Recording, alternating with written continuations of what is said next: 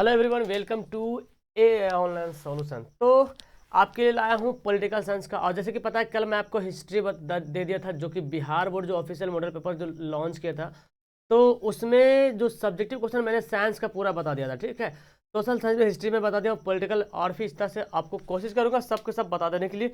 Because जो Bihar board के जो ऑफिशियल वेबसाइट पे जो आया है, वो जाहिर सी बात है बहुत ही इंपॉर्टेंट, अगर उन्होंने गेस किया है तो बहुत इंपॉर्टेंट होने वाला है।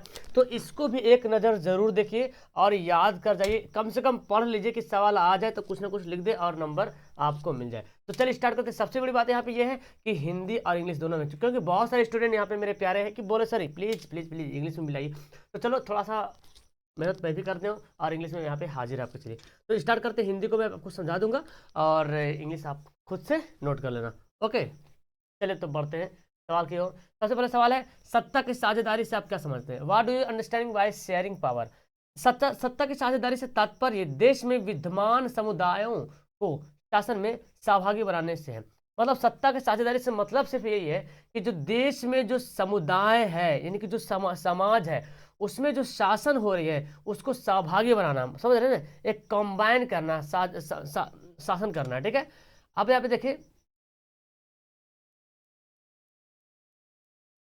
यहाँ पे क्या लिख रहा, एक मिनट।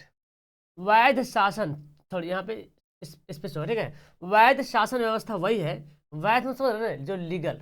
ठीक है, वैध शासन व्यवस्था वही है जिसमें सभी व्यक्ति अपने भागीदारी के माध्यम से शासन व्यवस्था से जुड़ते हैं। लोकतांत्रिक शासन व्यवस्था ही एकमात्र ऐसी शासन व्यवस्था है जिसमें ताकत सभी के हाथों में होती है ना। सभी राजनीतिक शक्तियों में साझेदारी की व्यवस्था की जाती है। सत्ता के साझेदारी का मतलब सिर्फ यही हुआ कि जो समाज में जो शासन हो रहा, उनको एक सहभागी बनाना, एकजुट करना। और वैध शासन एक वही शासन होता है जो अपने भागीदारी के माध्यम से शासन व्यवस्था से जुड़ते हैं, मतलब सब लोग हिस्सा लेते हैं शासन करने में, सभी लोग हिस्सा लेते हैं। और लोकतांत्रिक शासन व्यवस्था ही एक ऐसा शासन है जिसमें ताकत सभी के हाथों में होती है। तो ये सहभागी हुआ ना, ये क्या शेयरिंग होता है, सभी के हाथ में पावर होती है। सभी राजनीतिक शक्तियों में साझेदारी की व्यवस्था की जाती है। इंग्लिश वाला यहाँ पे देखो, कहीं कहीं हो सकता है मे भी कहीं इंग्लिश में मिस्टेक हो, तो सॉरी इसके लिए। इसको नोट कर लेना, थोड़ा सा कहीं कहीं हो तो इसको थोड़ा कॉपरेट कर लीजिएगा। ठीक है, चलिए नेक्स्ट है, ग्राम पंचायत के 2 कार्य लिखे, बहुत इंपॉर्टेंट है। तो मैं आपको यहाँ पे 4-5 कार्य बता दिया हूँ। आपको अगर लॉन्ग सवाल में आ जाएगा 5 कार्य, लॉन्ग में सवाल आ जाएगा तो आप 5 नंबर के लिख देना, और 2 नंबर सवाल का शॉर्ट में आता है तो आप इसको नोट कर लेना। ठीक है, ग्राम पंचायत के सामान्य कार्य, ग्राम पंचायत के सामान्य कार्यों के अंतर्गत ग्राम पंचायत के लिए वार्षिक योजना तथा वार्षिक बजट निर्माण करना। ठीक है, काम क्या है? ग्राम पंचायत के समान कार्य, ग्राम पंचायत के सामान्य कार्यों के लिए, ग्राम पंचायत के जो सामान्य कार्य उसके लिए, उसके अंतर्गत ग्राम पंचायत के लिए वार्षिक योजना हो या वार्षिक बजट हो, उसको निर्माण करना। प्राकृतिक विपदा सहायता पहुंचाना, मतलब जो जो क्या बोलते हैं, तो आंधी आ गई, तूफान आ गया, बाढ़ आ गई, ये सब जो है ना, इसमें सहायता पहुंचाना। सार्वजनिक स्थान से अतिक्रमण हटाना, मतलब जो सार्वजनिक स्थान है उससे अतिक्रमण हटाना। ठीक है, अतिक्रमण का मतलब यहाँ पर जो मतलब जो भी कुछ भीड़ भाड़ हो रहा है या तो फिर लड़ाई झगड़ा हो रहा है, लड़ाई फसाद हो रहा है, जो मतलब बेकार चीज़ है, ठीक है, उसके बारे में बोली जा रही है। देखिए क्या बोला जा रहा, remove in encroachment from public place. ठीक है, गांव के लिए, गांव के लिए, गांव के विकास के लिए, गांव के लिए या गांव के विकास के लिए आवश्यक आंकड़े जुटाकर संबंधित योजना तैयार करना। ठीक है, जुटाकर सामुदायिक कार्यों से सहयोग प्रदान करना जैसे विभिन्न दायित्व सम्मिलित है। यहाँ पे इंग्लिश वाला नोट कर लो फास्ट में। आगे बढ़ते हैं, गठबंधन की राजनीतिक कैसे लोकतंत्र को प्रभावित करते हैं। हालांकि जो भी सवाल है मैं आपको गेस में भी मैं आपको दिया हूँ। ठीक है, गठबंधन की राजनीति जो है कैसे लोकतंत्र को प्रभावित करते हैं। देखिए, राजनीतिक दल आवाम से मिलकर बनते हैं। कैसे बनते हैं? आवाम से मिलकर क्या होता है? राजनीतिक दल बनते हैं।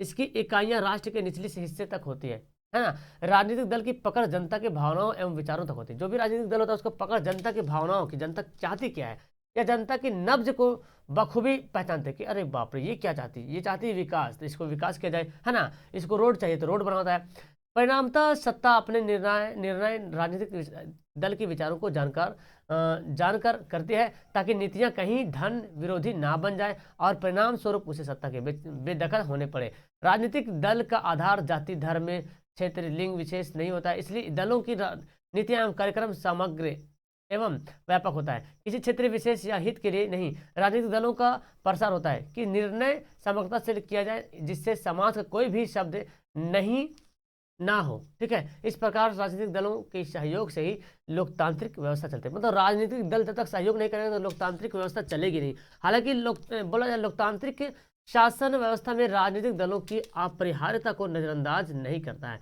इंग्लिश वाला यहाँ पे वर्ड यहाँ पे लिखा हुआ है, उसको नोट कर लें। नेक्स्ट है बिहार में छात्र आंदोलन के प्रमुख कारण क्या थे। देखिए, बिहार में छात्र आंदोलन के प्रमुख कारण बिहार के छात्रों को, युवकों ने भ्रष्टाचार, यानी जो भ्रष्टाचार फैली हुई थी, जो महंगाई फैली हुई थी, जो बेरोजगारी फैली हुई थी और गलत शिक्षा नीति है ना, शिक्षा नीति भी क्या थी, गलत थी, उसके खिलाफ जो 18 मार्च 1974 को जोरदार आंदोलन शुरू हुआ था, है ना। समझ आ रहा है ना क्यों हुआ बिहार में छात्र आंदोलन? क्योंकि भ्रष्टाचार फैली हुई थी। मतलब समझ रहे हैं एकदम भ्रष्टाचार हो गया, करप्शन, महंगाई बढ़ा हुआ, तो बेरोजगारी भी खत्म, मतलब बेरोजगारी भी हो रहा, रोजगार नहीं मिल रहा, गलत शिक्षा नीति भी गलत, उसके खिलाफ 18 मार्च 1974 को जोरदार आंदोलन शुरू हुआ। उस दिन अपनी मांगों के समर्थन में राज्य भर से लोग कहाँ गए, पटना पहुंचे। छात्र युवक ने बिहार विधानमंडल भवन को क्या घेराव कर लिया। राज्यपाल की गाड़ी को आगे बढ़ने के क्रम में पुलिस ने छात्र युवकों पर निर्ममता पूर्वक लाठियां बरसाई। मतलब कि छात्रों ने क्या किया ना कि राज्यपाल की जो गाड़ी थी उनको रोक दिया, आगे बढ़ने नहीं दिया। तो जो पुलिस थे छात्रों और युवकों पर जो एकदम निर्ममता से, मतलब निर्ममता से मतलब बेरहम पूर्वक से एकदम लाठियां बरसाई। छात्रों और युवकों द्वारा उस दिन शुरू किए गए आंदोलन के बाद जेपी का नेतृत्व, है ना, जनता पार्टी का नेतृत्व मिला। समय के साथ आंदोलन लगभग पूरे देश फैलता गया। तो जब समय ये मतलब टाइम टू टाइम इस सवाल का, ये जो आंदोलन हुआ सभी देश के पूरे स्टेट में जो छात्र थे पूरा जागरूक होते चले गए। ओके, आगे यहाँ पे सवाल है सांप्रदायिकता और धर्मनिरपेक्षता में क्या अंतर। देखिए, धर्मनिरपेक्षता में बिना किसी धार्मिक प्रभाव के नैतिकता का निर्माण करता है, जबकि सांप्रदायिकता में एक साथ रहने का साझा करता है। तो धर्म निरपेक्षता के क्या बोलता है कि बिना धर्म के भेदभाव को, मतलब ऐसा कानून बताता है धर्म निरपेक्षता में कि जहाँ पे धर्म का भेदभाव ना हो, है ना, एक ऐसा नीति बनता है। लेकिन ये बोलता सांप्रदायिकता बोलता है कि एक साथ रहने का साझा, बोलता कि एक साथ रहिए। ठीक है, धर्म निरपेक्षता में मानव कला और विज्ञान के विकास को बढ़ावा देता है, किसमें, धर्म निरपेक्षता में। जबकि सांप्रदायिकता में साझा करने के सिद्धांत को मतलब साझा करने पे ज्यादा ध्यान देता है। धर्म निरपेक्षता में धार्मिक मान्यताओं को नहीं मानता है ना। धर्म निरपेक्षता में क्या होता है, धर्म निरपेक्षता होता है जिस राज्य में, जिस देश में धर्म निरपेक्ष होता है उसमें धार्मिक मान्यताओं को नहीं मानता है, लेकिन सांप्रदायिक में धर्म को एक हिस्सा मानता है। जिसके हिसाब से आपको सवाल मिलता है ऑब्जेक्ट में कि सांप्रदायिकता किस पर आधारित है, धर्म पर आधारित है ना। धर्म निरपेक्षता धर्म के से स्वतंत्र होता है, मतलब धर्म निरपेक्षता में धर्म से स्वतंत्र होता है। कोई भी किसी को धर्म मान सकता है, अपना सकता है, लेकिन सांप्रदायिकता धर्म पर ही निर्भर करता है, धर्म पर ही डिपेंड करता है सांप्रदायिकता। मतलब मिला जुला के जितनी सारी बातें की जा रही है यहाँ पे, एक तो हो रहा है धर्म से फ्री रहिए, और ये क्या बोलो, धर्म के साथ रहिए, धर्म के साथ एक साथ मिलकर रहिए, धर्म के साथ रहिए। मेन टॉपिक तो ये वही बताई जा रही है यहाँ पे। धर्म निरपेक्षता व्यक्तिगत रहने का अभाव, मतलब धर्म निरपेक्षता क्या बोलता है कि आप व्यक्तिगत रह सकते हैं, सिंगल रहते हैं, कोई दिक्कत नहीं, लेकिन ये बोलता कि नहीं आप समाज में रह सकते हैं, समाज में रहने का अभ्यास करते हैं कि आप समाज में रहिए। इंग्लिश वाला भी यहाँ पे देखो है। ओके, इसको नोट कर लो। चलिए, सवाल आप क्या है, भारत में जातिवाद पनपने के 4 कारण बताइए।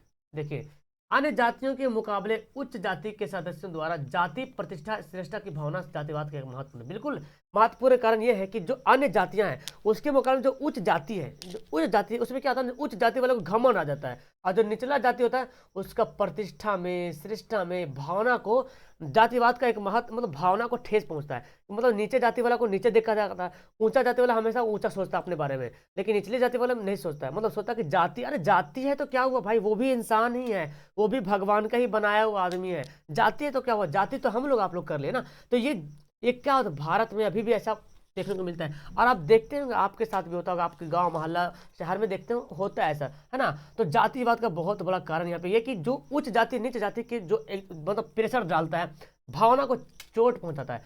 जाति एंडोगैमी की एक जाति के भीतर विवाह को संदर्भित करती है ना, जिसका अर्थ उनके सम्मान को बचाना। धार्मिक डोगमा में निरक्षरता और विश्वास महत्वपूर्ण कारक हो सकते हैं।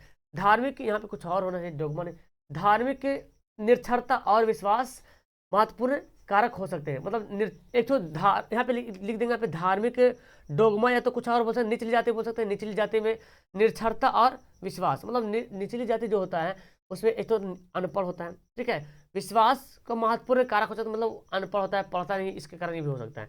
उच्च जातियों के लोगों द्वारा पिछड़े क्षेत्रों में सामाजिक भेदभाव का प्रचलन भी होता है ना। उच्च जातियों के द्वारा पिछड़े जातियों में समाज में भेदभाव होता है। हालांकि अब यह भारत में कानून के हित तहत जो है निषिद्ध है, मतलब कानून ना जुर्मा है, मतलब ये जाति होती नहीं होना चाहिए भारत में।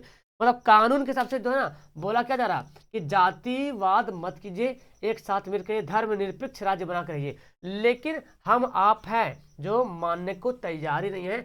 हम लोग भी क्या करते हैं, जाति जाति करते रहते, खेलते रहते, ये जाति है तो वो जाति है ना। जातिवाद, ऊंचा जाति है तो अरे बाप रे बहुत ऊंचा जाति, और बस नाम क्या ऊंचा जाति है। आप देख सकते हैं बहुत सारे ऊंचे ऊंचे जाति नाम है, ये है ऊंचा जाति, और उसके काम क्या है वही देखिए, जो आप काम करें वो भी वही खा रहे हैं जो आप खा रहे हैं, है ना। और निचले जाति में थोड़ा सा एक नाम का भी थोड़ा सा असर पड़ जाता है वही, वो भी इंसान है। लेकिन अब तो सब, मतलब अब तो देखा जा रहा है कि निचले जाति वाले लोग जो क्या एकदम ऊपर ऊपर जा रहे हैं। यहाँ तक कि जो हमारे भारत के राष्ट्रपति है, कौन है, भारत के जो राष्ट्रपति है रामनाथ कोविंद, है ना, रामनाथ कोविंद जो भारत के राष्ट्रपति, वो भी निचली जाति से संबंध रखता है। तो निचले जाति वाले मतलब अब ऊपर उठ रहे हैं, लेकिन फिर भी जाति ऊपर तो चला गया, लेकिन फिर भी अभी भी लोगों में नफरत पैदा हुआ, भरा हुआ है, नफरत भरा हुआ दिलों में कि जाति, ये छोटा जात का है, ये छोटा जात का, ये बड़ा जात का है ना। ऐसे में तो ये नहीं होना चाहिए, एक धर्मनिरपेक्ष राज्य में ऐसा कतई नहीं होना चाहिए, ठीक है। फिलहाल इस क्वेश्चन को इतने ही एंड करते। यहाँ पे सारा सवाल जो था बिहार बोर्ड के मॉडल ऑफिशियल पेपर पे, इसको याद कर लो बाबू, ठीक है, क्योंकि बिहार बोर्ड का आया हुआ, मैं भी गेस दिया हूँ, ठीक है, इसका भी गेस ले ली, चूंकि वो तो ऑलरेडी बिहार का ऑफिशियल मॉडल पेपर आया तो उसको पढ़ना बहुत जरूरी है। आ गया टपक गया सवाल तो पक्का आप कुछ ना कुछ तो जरूर लिख दोगे। समझ गए ना मेरी बात को, बस इसको 2-3 बार आपको खुद से ऐसे ही समझने की जरूरत है, नहीं तो फिर से आप खुद से मोबाइल वीडियो देख लीजिएगा, आपको और समझ में आ जाएगा। ओके, मिलता हूँ नेक्स्ट वीडियो में। That's all, thank you everyone. जो लाइक नहीं किया लाइक तो जरूर करना। Okay, bye.